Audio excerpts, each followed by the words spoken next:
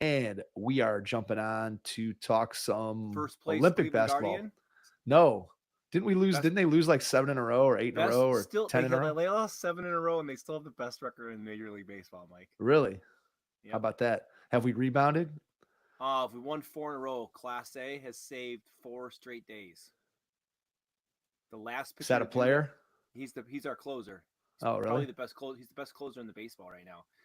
He's closed 4 straight games in a row. The last guard or last Indian slash Guardian to do that. Bob Wegman? No, you would Bob Wickman. You Or no, Wickman? no, Wegman? no. Go back further. Jose Mesa? Yeah, good All job. It right. only took you 2 guesses. Joe Good job, Table. Mike. Joe Table. I was going to ask you if he was as good as the fat guy because I couldn't remember Bob Wickman's name. So I went with Wegman as close as Well, I at could least you get. didn't say John Rocker. No, no. Let's not go there. Hey, So he was on Survivor. All right, go ahead. he Sorry. was. All right. Olympic gold for the United States.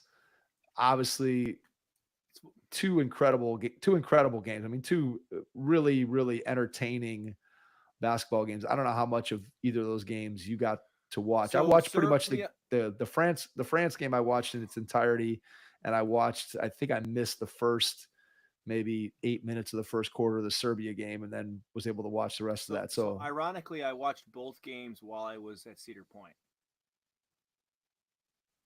Hit or miss while we how were are you waiting in holding your line. phone when your hands are up in the air screaming? No, it was so the Thursday game, the Serbia game. I was there with Ellie and my nephew Noah and my dad. So we weren't riding anything like the kids were riding the kiddie rides, and I can't really. For the listeners out there that don't know that I'm 6'4" and the little kiddie rides, not in my wheelhouse to squeeze into most of the seats in those rides. So I happened to be in the Snoopy portion of Cedar Point, which is all a bunch of rides, and I'm sitting there like, oh, I'm texting you, and I'm like, they're down 15 at halftime. So I watched I would say 75% of the second half. Um, I I really was dialed in the fourth quarter though. I watched the whole fourth quarter, so I'd like to think that I had something to do with that tides changing of the good Nice. luck charm of but I know I have nothing to do with it. But listen, I just like to think. But anyway, so I'm talking to my dad. I'm like, they're down this, and he's like, we should. My dad's theory. This is my dad's theory that they should how they should change Olympic basketball. For Okay. every more millions of dollars our players are making over all the other teams, we should give them a point ahead of Well, we definitely would have lost in that case. There would have been time. we would not have meddled in that case, I would No, guess. no. Look, So I I mean, said, here's the Dad, you thing can't with do that. no, with that Serbia game, it's a game that anybody who has coached or played basketball has been involved in a game like that in the sense that The time can't go fast enough. that is I 100% correct. If you I were sitting on the Serbia sideline or you were a Serbian player or you were cheering for Serbia, that entire second half, you were just looking at that clock and feeling like that thing was not moving I at all. that And I was gonna go say ahead. that's what I felt like when I was and then what working in the positive favor for Olmsted Falls when we played in the girls played in the championship game.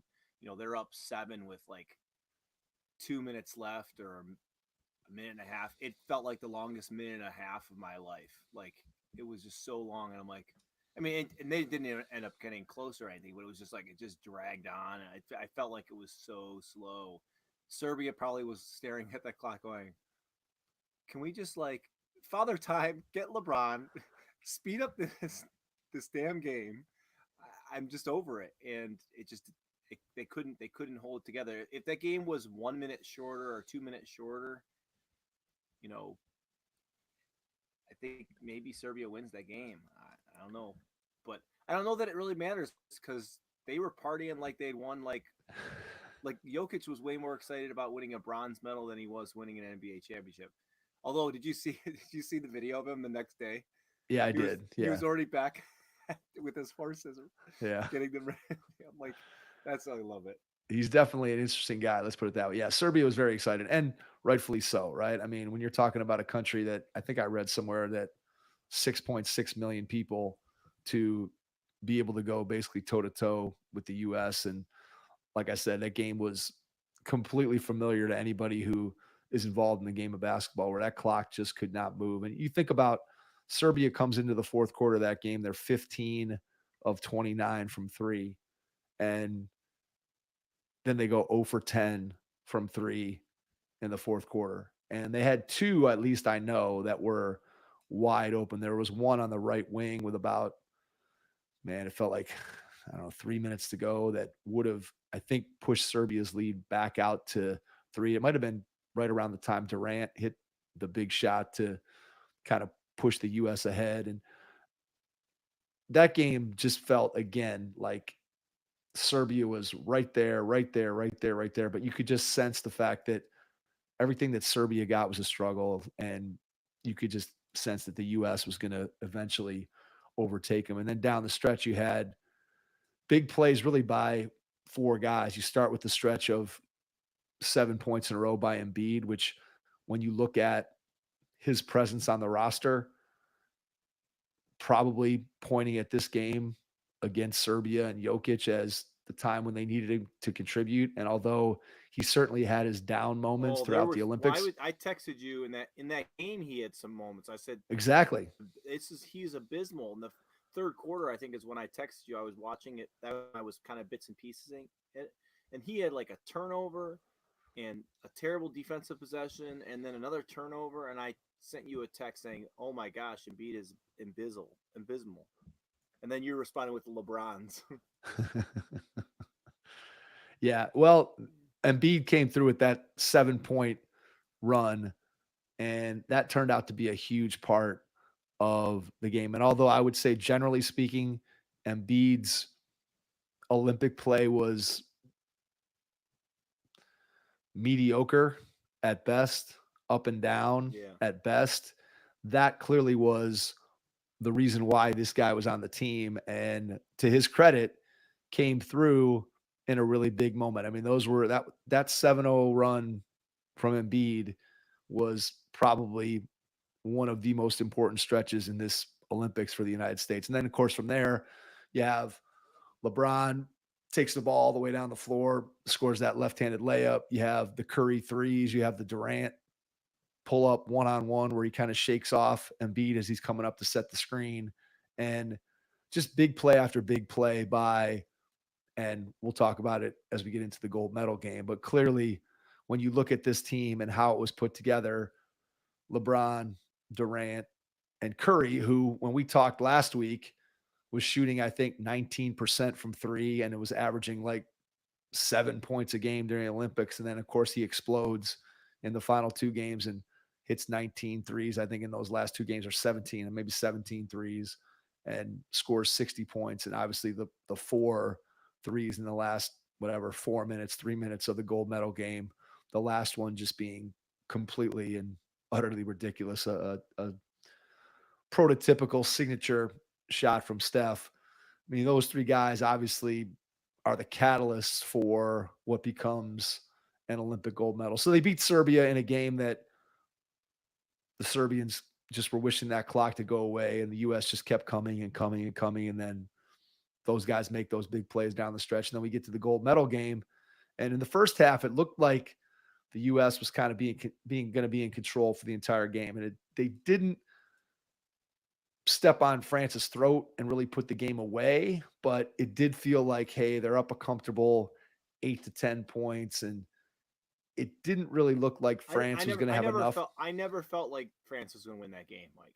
No, neither did I. That's what I'm saying. Like, even as the margin got closer, the Serbia game felt much more in doubt. Yes, the game against France in the gold medal game felt much less like they're going to be in trouble. But when you look at it, I know exactly what you're saying. I felt the exact same way. I definitely felt like Serbia could and probably should have, in some ways, won that game, versus the France game did not feel like that. And yet, if you look down the stretch and you go back to the last 4 minutes of that game, when they cut it to 2,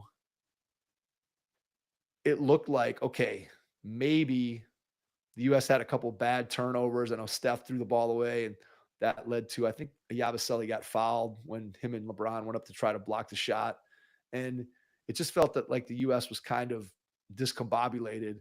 And then obviously Steph goes on that run and hits 4 threes and seals it and makes it look maybe a little bit more comfortable than what it actually was. But I'm with Yeah. you in the sense that I didn't really feel like France was going to win that game.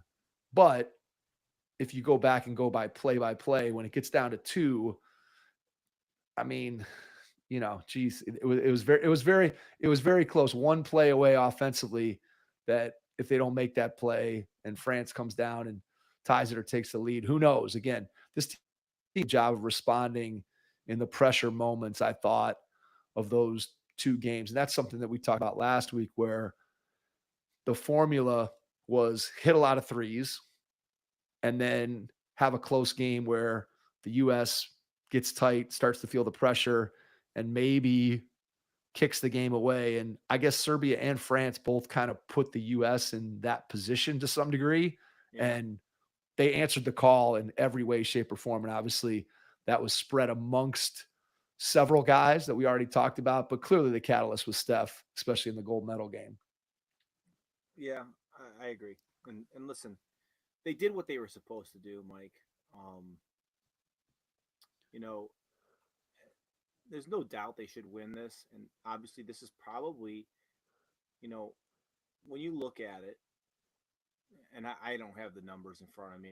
People have been talking about it, but when you look at the world, other than the U.S. and the number of NBA players that are on these world teams, it's probably the highest number it's ever been, right?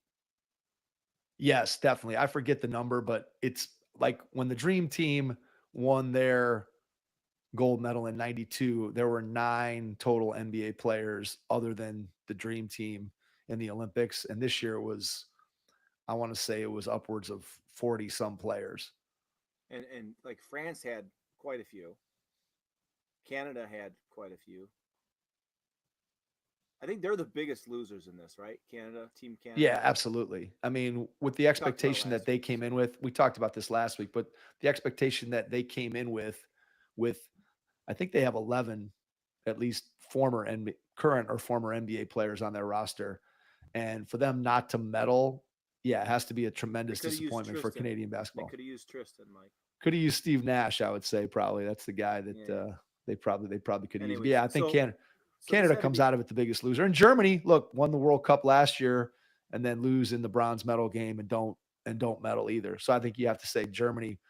I don't know if their team was a disappointment, but I'm certain that the German team was disappointed that they did not get an Olympic medal. yeah, yeah. Other than that, like it is what it is, and now we look forward to 2028 when LeBron's 43. And I mean, okay, so he was asked after the game, Mike, could you play in another Olympics? And he's like, I don't see myself playing, but okay, it's in LA. He plays in LA. If there is any chance that he'll play, that he has anything left in the tank, he will definitely suit up, right? Or will I he would have ride? to think so. I mean, the fact that it's in Los Angeles, I would say triples, quadruples, quintuples the chances that he's going to play. If this And next Olympics is somewhere in Asia or in Australia, then I think we could safely sit here and say that LeBron James would not be playing in 2028. But the fact that it's in Los Angeles here in the United States, I think makes it more likely. Now, look, LeBron has to now get through 4 more seasons of NBA basketball in order to get to the 2028 Summer Olympics. And probably since we started this podcast, the father time is eventually going to overtake LeBron. Gag has been in effect here on the Hoopheads pod. And to be honest, we've we've seen very little evidence that father time is creeping up on LeBron in any significant way. He just continues to amaze and astound. And when you watch him, he's still, even though he is somewhat diminished by age from an athletic standpoint, he still is one of, when you look at him on the floor, the only reason why he looks diminished athletically is because you think about what he was like in his prime. If you look at him compared to other players, nobody would say he's diminished athletically. So 2028 is a long way off in terms of injury, in terms of performance, in terms of LeBron being almost 44 years old when we get to 2028. But yeah, I don't think you can put it past him simply because of the location of the games. And you're right. I think if he has anywhere near the capability of being able to play, he's certainly going to want to play in that game. Before we talk about the context of what 2028 might look like in relation to the roster that we have today, one of the things when you were talking a minute ago and you said that they did what they're supposed to do. And you're right. They won the gold medal.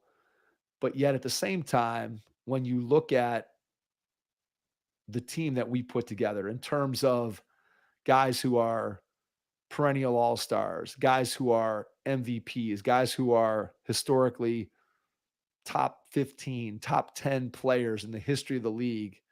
And then you look at even the other teams that have NBA players. Yeah, Greece had Giannis and Jokic for Serbia. And then obviously Wemby is coming as an NBA player for the French, and Rudy as the 4-time defensive player of the year who could barely get off the France bench, and Schroeder and Franz and all these other guys that are playing the league. But clearly the US has their roster, and the depth of it is clearly far, far, far superior to any other team in the Olympics. And so I guess my question for you, and I'm just curious to get your thoughts on it. When you look at the talent that the US has, do you think that they played up to their capability, or do you think that only winning these games by a smaller amount kind of speaks Right. to Okay. underachieving? And look, I know the reasons why, but I'm just curious to get your take. Well, I think the biggest thing is like all these national teams are always playing together, Right. and that's the biggest thing. Whereas we got guys who, I mean, LeBron hasn't done anything since. I mean, he didn't do the last Olympics, right? Correct or incorrect? He He did didn't do not play in 2020. No. 21 because of the Yeah, because 21. Sorry, of 21 in Tokyo. And he so didn't he play in hadn't 16. yeah He the last last time he played in the played Olympic was 12, right? 2012, I believe, right? Yeah. So Because like he won gold in 08, gold in 12, bronze in in this one, 04, and then gold again in 24. yeah. So like when these guys, obviously, LeBron and AD have chemistry, and I will say LeBron and Steph, man, if that ever was that would have happened, I think that like that could have been a really really good combination. Would have They been a have no, fun pairing. It would have oh been yeah, a for fun sure, pairing from a for sure, basketball for sure. standpoint and IQ and complementary skills. Yeah, watching those two And guys play together, incredible. yeah, Where does the Steph? I mean, I've heard lots of speculation. I know I'm asking you a million questions. And you didn't even answer the first one, but yeah. go ahead and answer the first one, and then I'll continue your answer um, there, and then I'll ask you my I, Steph I think question. I think the biggest I think okay, so I'm always a proponent of it doesn't matter how much you win by, it's the matter of the fact that you've won the game. Okay, they did what they needed to do, but clearly there was problems, and it was they didn't get a lot of practice time. I mean, and that's just the way it is. They didn't get a lot of time to play together. I will say everything I've seen, like they were constantly together when they weren't playing, which Agreed. like there was it wasn't like LeBron was with his family only and Durant was subtweeting people all in his hotel room, and and it seemed like they were always together, or at least portions of them were together at all times. The only person I didn't like see out and doing things is the same guy who didn't see the floor much, Jason Tatum. So I don't know what he was doing but like when there were some things going on, I saw a lot of them at going to other sports and whatnot, and obviously like that was good. Um, and I just don't know, you know, I don't know what else they did what they set out to do and win the games. Would have been nice for them to win by 30. No, but would we be talking as much about it if they had won by 30? Would we say that these No. games, I mean, those two games were great games of basketball. Like, we wouldn't be talking about this. Like, our podcast would be over if they would have won the last two games by 30. Like we wouldn't have anything to discuss. So I think it is what it is. And sure, they could have won by 30 points, but it made way more compelling. NBA is all about the drama. So, you know, it seems to be that it's way more compelling that they were closer games. I'm not saying they kept it close on purpose, but I just think yeah, they would have liked to win by, but the games were close. But they did their job. They won, Mike. And I know I Yeah. just kind of talked in circles. Okay. And then No, what was your next question about no, Steph? You were gonna let ask me me. respond to what you said. I agree with you on that 100%. I mean, I think clearly the continuity of other countries' national teams is a huge advantage. The US, every single time we put a team into international competition, we're talking about like a 3-week training camp, 3 or 4 exhibition games, and then boom, all of a sudden we're ready to play. And there is something to be said for understanding, knowing your teammates, playing with them, having that type of experience. And despite the fact that the US has great talent, there's a part of me that wants to say, man, this team underachieved to some degree because of just the high level of talent that is on this roster. That, man, how can teams that have Nikola Jokic and Bogdanovich and then a bunch of guys who clearly are not NBA starters, let alone stars, how can a team like that compete with a team full of perennial NBA All Stars? And I think the answer is exactly what you said, that the ability to play together over extended periods of time and build that trust and build that continuity, I think is what allows teams to stay together. And I think you're right that when all is said and done, it comes down to, were they able to get it done, win the games, win the Olympic gold medal? And the answer to that was yes, they were able to do it. And I think there are reasons why they didn't do it in a blowout fashion that make sense, that are entirely defensible when it comes to the way USA basketball is put together. And you're never going to get what these other countries have in terms of a team that keeps coming back over and over and over again. And part of that is just because of the depth of talent in the US, right? I mean, you're just, that Yeah. roster is going to turn over because there is so many great players. And then you have the selection process and everything that goes along with that, and figuring out who's going to be where on what team. And then adding Derek White obviously was a vote in favor of trying to bring a role player onto the team who would fit into a very specific role versus a guy like Jaylen Brown, who may have been more of a star player, more of a name, better quote unquote talent, but maybe didn't necessarily fit the role that they thought that Derek White could play for them. So I don't know what happens. We'll talk a little bit about building the team for 2028 in a second, but I agree with you that it's the continuity from these other teams that allows them to hang around against a US team that, if Yep. you just look roster for roster, they probably have no business hanging around. Okay, then my next question with Curry is, there's been a lot of talk about how special that moment was for Curry in particular. And obviously the 4 threes that he hits in the last 4 minutes of the gold medal game. And then the last one, as I said earlier, is just a vintage Steph crazy shot fading away over 2 guys as the shot clock's running down. Where does that rank for you when you think of Steph Curry and you think of all the things that he's done in his career, all the things that he did to the Cavaliers over the years?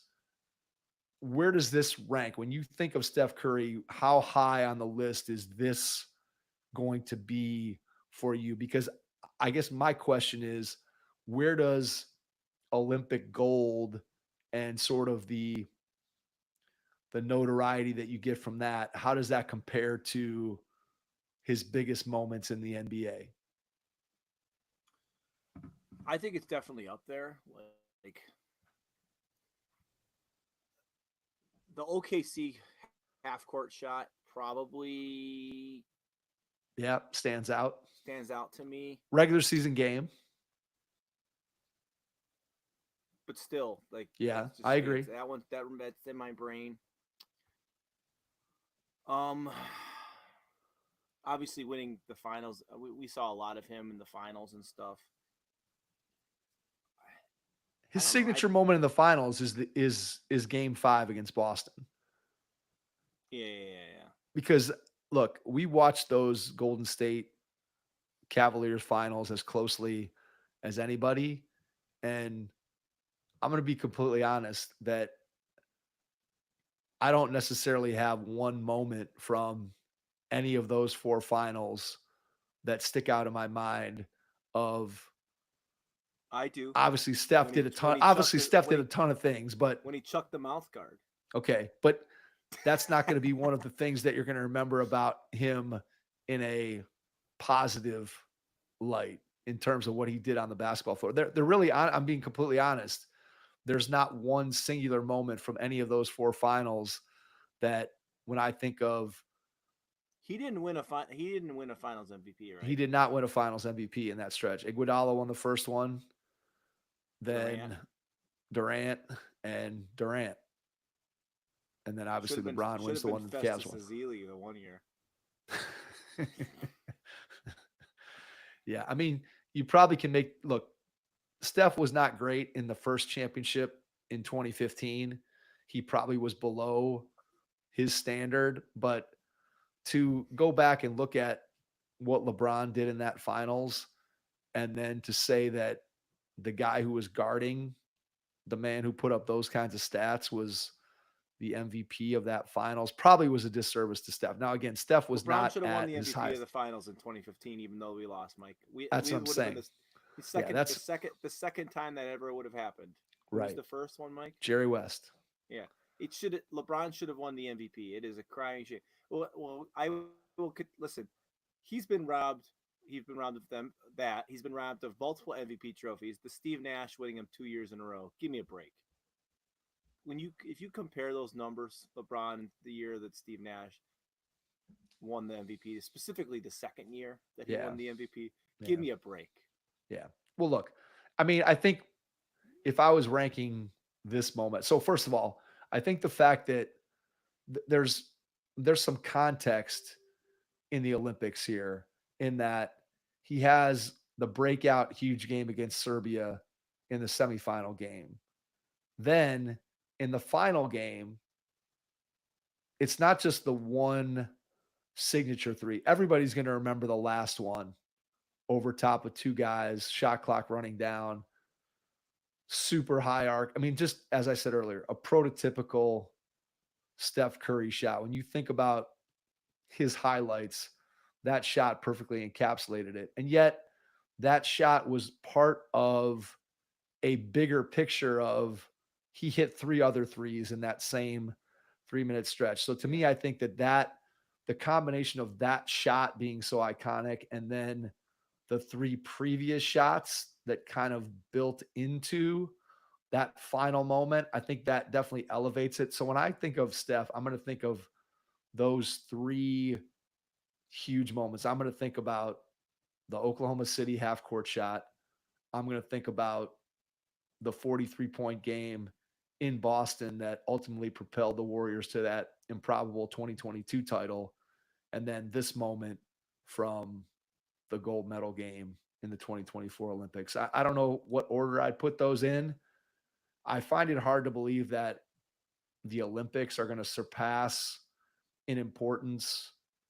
I mean, that 2022 title becomes hugely important to Steph's legacy and his career, right? Because prior to that, he wins one before Durant, but doesn't win the finals MVP. Wins two with Durant, where Durant's the finals MVP. And then for him to get another one after Durant was gone and then cement himself as the finals MVP and punctuate it with that 43-point on the road. We've got to win this game, put the Celtics away. I still think that one, even though it's not necessarily one singular shot or one singular play, I think that's probably the biggest game and sort of the most important piece of when you start talking about where does Steph rank all time. I think that's probably going to be the first place that you should go. Now, obviously, that means less if he doesn't have the 3 championships in 4 years with Durant and everything that goes along with that and the 73 win team. And there's so much to Steph's career. But I think that 2022 title really, wherever he ends up in the all-time pantheon in people's minds, I think that 2022 title is going to loom really large. And this Olympic gold medal and the way he finished that gold medal game is going to, again, just Yeah. augment whatever case he has to be in the top 15, top 10. I don't know where he ends up if he, and again, his career is far from over, obviously, as he showed us. All fair points, Mike. All fair points. So, all right, one final question on this year's Olympics, and I know it's unanswerable, and it'll kind of lead into our 2028 discussion.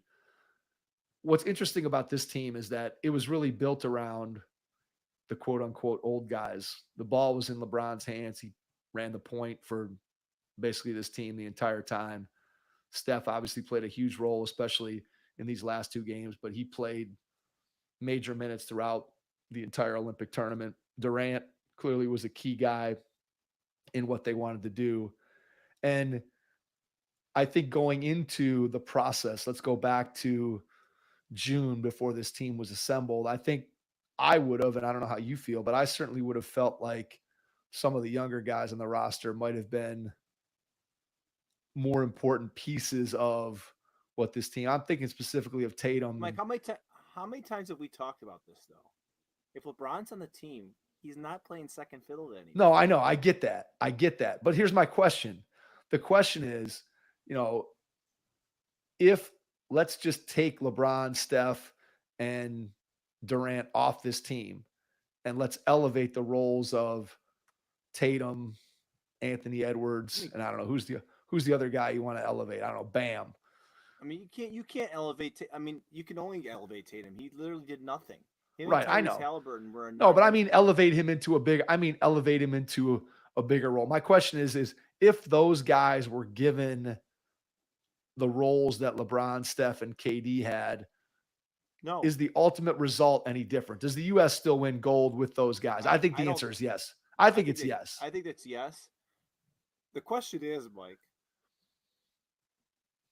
what three players that were left off of the Olympic roster are making the team, and what roles would they play? So let's take LeBron, Steph, and KD off. Okay. And, all right. So I'm going to go to the Kevin. Donovan Mitchell's on the team. I would say Donovan Mitchell probably would be on the team. Is Brunson on the team? Sure. He's the point guard. So he takes Steph's spot. Mitchell probably takes, I don't know. Takes the LeBron spot. And then who takes the Durant spot? Probably Jaylen Brown, right? I think he's burned that bridge, but sure. Well, I mean, I'm saying for this year, if those three guys, we're talking about this 2024 team. Yeah, if you take those three guys out, I think those are probably the three guys that would make the most sense to fill in. Okay. And if you have those three guys, and again, you've totally remade the team, it's going to look completely different. I think if you subtracted LeBron, KD, and Steph from this team, you would now reorient to become probably a better defensive team. You probably play maybe at a little bit faster. It's a run and gun team. Yeah, you probably play at a little bit faster pace. Now then the question becomes, if you do that, now Tyrese Halliburton, who didn't really play at all. But he had the best tweet. The tweet was excellent. The tweet about the group project, and you still get the A and holding up the gold medal. That was a very, very good tweet. When you ain't doing nothing on the group project, you still get an A. Very, very good. Kudos to Tyrese. Self-aware. Yeah, kudos to Tyrese Halliburton for that. I tell you who was not self-aware and is not and couldn't even take a laugh would be Jason Tatum. Yeah. Tatum does not come out of this looking especially good, but whatever. We'll talk more about that in a second. But I think Halliburton, if those guys are gone and you want to push the pace, I think Halliburton becomes a more important player on this team, a guy who would have played minutes because he's the kind of guy that, again, is going to push the ball up the floor. He's unselfish. That's the kind of guard that you want to be on an Olympic team, is a guy who is going to move the ball. And clearly Halliburton, despite the fact that he had a rough second half of the season when he was coming off the injury, he's a guy who loves to pass the ball and doesn't turn the ball over. And when you start looking at what makes a good point guard on a U.S. national team at this level with this kind of roster, that's the kind of guy that you'd want to be running the point, is somebody who's going to be unselfish and push the ball. So I think Halliburton would have played a bigger role. But I think this team reorients more around defense and athleticism and pushing the ball up the floor. And I still think they get it done. I think it probably looks and feels a lot different, but I think the talent on that potential 2024 team would have been enough to be able to get the U.S. the gold medal. Because I think the team just changes.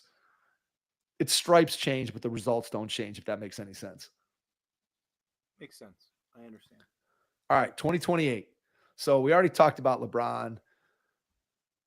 I think if there's any chance, just like you said, that he could play, I think because it's in LA, I think there's a good chance that he probably does play.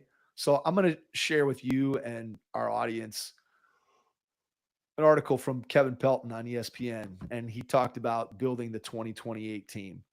And so he had, let's see, 1, 2, 3, 4, 5, 6, 7, 8, 9, 10, 11, 12 guys that he put on his roster, and then he had other contenders. So I'm going to read you those names and tell me if there's anybody. Okay, Mike, let's start with just tell me the names that were on the roster this year that he has on there. Okay, so these are the people that were on the roster this year that he has returning. Bam Adebayo, he'll be 30 years old in 2028. Okay. I think Bam's a pretty solid bet to be on that roster. Okay. Devin Booker, he'll be 31 in 2028. He played big. He played big in a lot of places, absolutely played better probably than I would have guessed. Anthony Davis, age 35. To me, look, Davis was great in this Olympics. I mean, he really did play very, very, very well. The question is, again, at age 35 with his injury history, is he healthy enough, A, to even play, and B, he's so slow.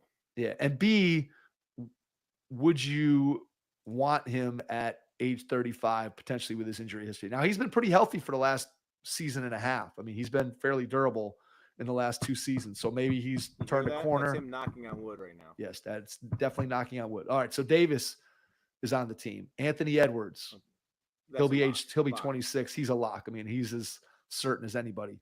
Joel Embiid. Oh God. See, 34-year-old Joel Embiid. I kind of, you know how they had to wheel Paul Pierce out of that base basketball game.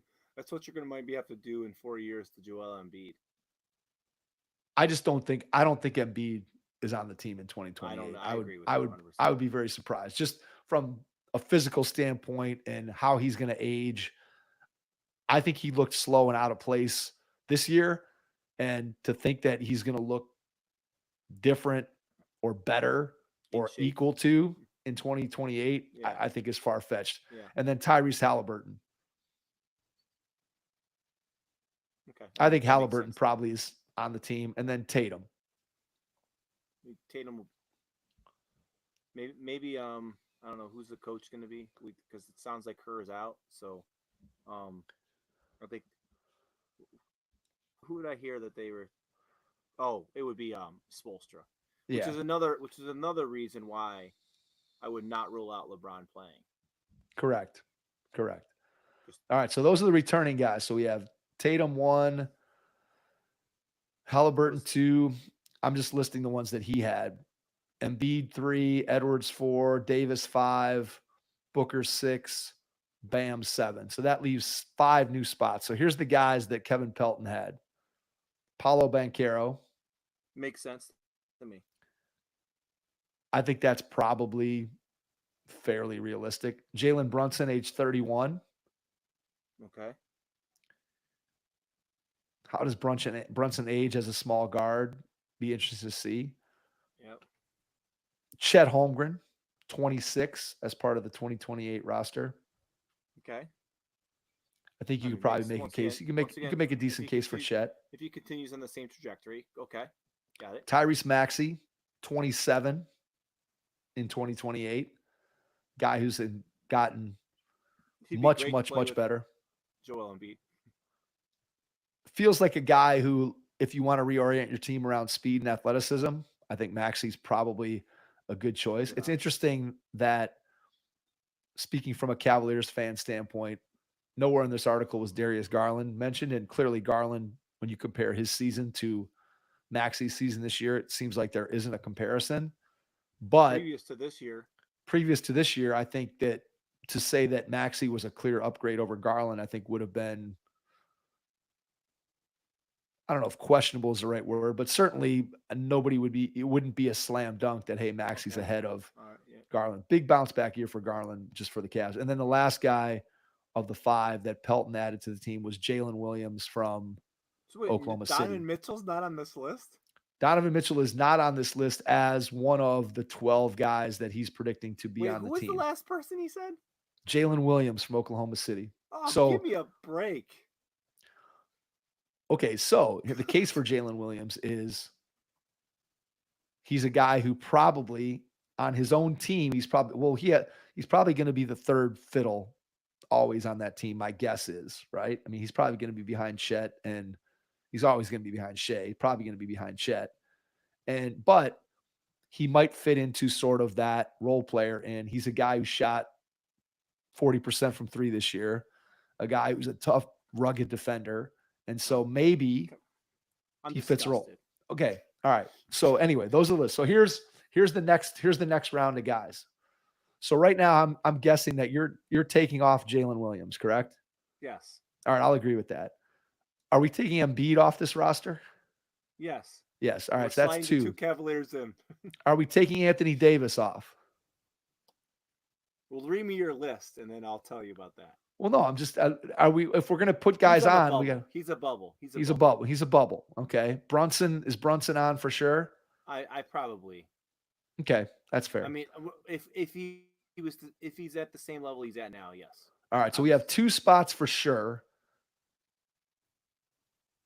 We're okay with Maxi? Yes. Yeah, I'm okay. Okay. All right, so we're taking 2 guys off. We're taking Jalen Williams off, and we're taking Embiid off for sure. We're leaving Anthony Davis as a possible removal. So that means we have 2 spots. So here are the names. Scotty Barnes.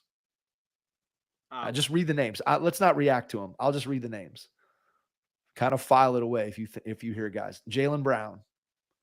I'll give you their ages. Scotty Barnes will be 26. Jaylen Brown will be 31. Cade Cunningham, 26. Cooper Flagg, he'll be 21. De'Aaron Fox, he'll be 30. Brandon Miller, he'll be 25. Donovan Mitchell, he'll be 31. Evan Mobley, he'll be 27.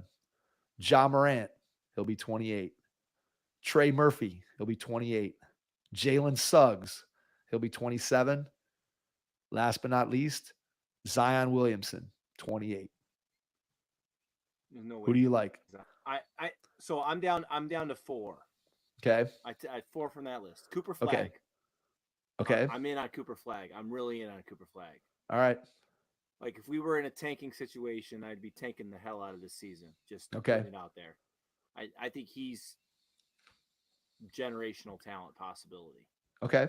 Based on the scene, I mean, he was based on what people are saying. He was cooking them in I saw the videos of them practicing with Team USA, and he was cooking them as a 17-year-old high school. Or I saw Ben Simmons cooking some dudes too. Well, I'm just kidding. Go ahead, keep going. Cooper you Flagg. got Cooper Flagg. All right, Cooper Flagg. Donovan Mitchell. Okay. Evan Mobley. Okay. And who was the last name? Zion. Those are the 4. Okay.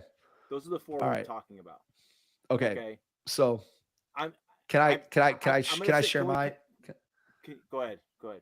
Let me share mine. So I'm just going to go one by one. Scotty Barnes, no. Jaylen Brown didn't make this team. Age 31, no, he's not going to make it. Cade Cunningham, you already have a million guys that do what he does. Cooper Flagg, I have no idea what Cooper Flagg is or isn't going to be. Clearly, there's a lot of hype around him. I'm going to keep him on the list. De'Aaron Fox is going to be 30. I don't think De'Aaron Fox is better than the guards that are already on the team or guys that we're going to talk about in just one second. Brandon Miller, I think it's a stretch to think that Brandon Miller is going to become a guy at the level that You he may would as need well to said be at. LaMelo Ball, Mike. I'm sorry.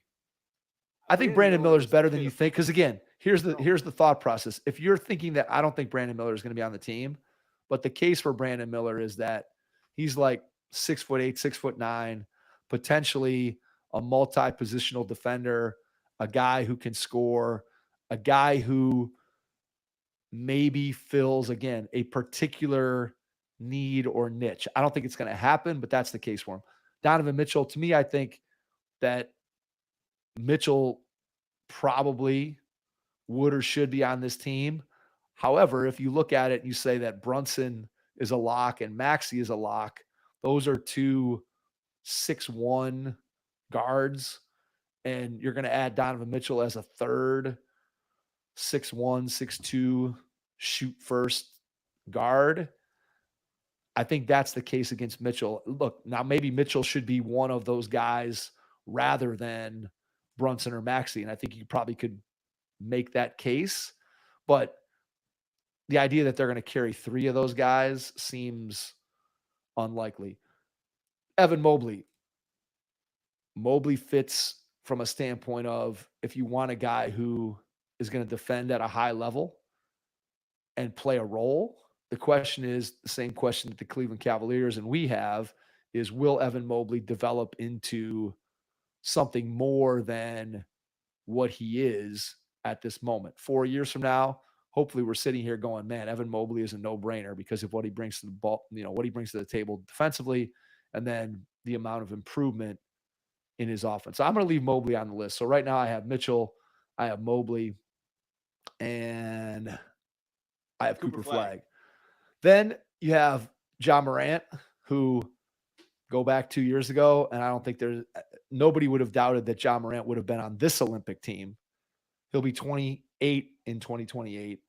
I think you have to leave Ja on the list because if he gets his off-court stuff right, what he brings on the court, I think clearly would be something that the U.S. could use. Trey Murphy III, I would say no, but again, shooting, defense, role player could be there. Jalen Suggs, same thing. Backcourt, defense, improved his three-point shooting. I don't think there's a space for him, but if you're looking at the next Drew Holiday, maybe Suggs is that guy. And then clearly Zion. Look, if Zion's healthy, why would you not want Zion on the team? Yep. I mean, what we saw from him last season and in that playing game against the Lakers, I mean, I remember texting you during that game and saying Zion still might be the most fun guy to watch in the entire league. And nobody can stop the guy when he's healthy. And if he's healthy, I think you got to give him a really good chance of being on that 2028 team. Whether or not that ever happens, I don't know, but I think you got to give him a chance. So if I'm going to pick three, I'm going to bump Anthony Davis off based on kind of going through this. I would say it's going to be Donovan Mitchell, Ja Morant, and Zion are going to be the three that I would add. Okay. I would go if Zion's healthy, I think he's in. If he's not, I'm going to say Mobley. Okay. Mitchell. Mobley. Look, I would love to see Mobley make it. But that would mean that he's taken the leap that we need him to take. Correct. And correct. The Cavs are probably finals contenders legit. Yeah. Or Mobley has put on a decent amount of weight where he's just such a defensive presence that you can afford to have him be offensively, at least on the Olympic team. He doesn't have to do as much offensively in order for his defense to be valuable, especially if you're not going to have Embiid and Anthony Davis on the roster. Then you're looking for size, and especially size with the defensive presence to go against some of those European teams. So then clearly you can make a good case for Mobley if he's playing at that level as a defender. And if he adds the offense, then it becomes almost a no-brainer if he gets to that level. So it's good to see him even listed on this, to be honest with you, when you talk about whatever, a 12-man roster and then another 10 or 12 guys, you're talking about he's going to be a top 20 player in the league. I think we'd want even more from him, but if he gets to that level, it bodes well for what the Cavs can potentially do. So, yep. All right. I don't think there's really any real NBA news. I know they came out with the opening night schedule, which I don't think we need to Mm, analyze here in the middle of August. So unless you have anything else, let's leave it there and we'll come back next week and see if there's any NBA news And to talk about. and if there's not any NBA news, I don't know what we're going to talk about. We might have to Exactly. Well, break down the we'll have, second Browns preseason game or maybe, something. I or don't we'll know. have to come up. We'll have to come up. We might have to come up with a gimmick. It might be gimmick week on the Hoop Heads podcast NBA episode. Oh, So with the we'll have to see. to school week is what it's going to be for me, Mike. So There you go. Well, I'm already there. So, all right. Well, thank you for staying up with us tonight and checking it out. We really appreciate it. And we will catch you on our next episode. Thanks.